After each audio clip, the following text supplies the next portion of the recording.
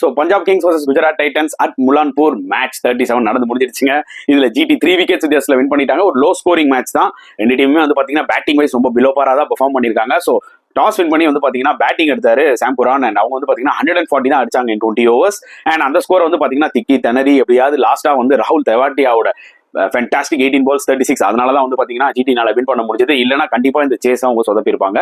As usual kill set ஆயிட்டு விக்கெட்டை விடுறது வந்து பாத்தீங்கன்னா ஒரு காமன் ஃபேக்டர் ஆயிடுச்சு. நான் ஏற்கனவே என்னோட வீடியோஸ்ல சொல்லியிருப்பேன், Gill is the only player அந்த டீம்ல வந்து பாத்தீங்கன்னா கடைசி வரைக்கும் விளாட்னாதான் ஜிடினால வின் பண்ண முடியும். லக்கிலி தே ஹேவ் ராகுல் தெவாட்டியா, அதனால வந்து பாத்தீங்கன்னா அந்த மேட்சை வின் பண்ணிட்டாங்க.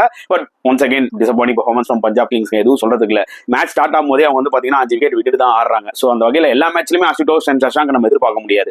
So another below par performance. GT will be happy because 2 points ரொம்ப முக்கியம். இப்போ 8 points டேபிள்ல 6th போயிட்டாங்க. ஸோ ஐ திங்க் இன்னும் ஒரு 2 matches வின் பண்ணாங்களோ அவங்களும் டஃப் கொடுக்கலாம் பிளே ஆஃப்க்கு.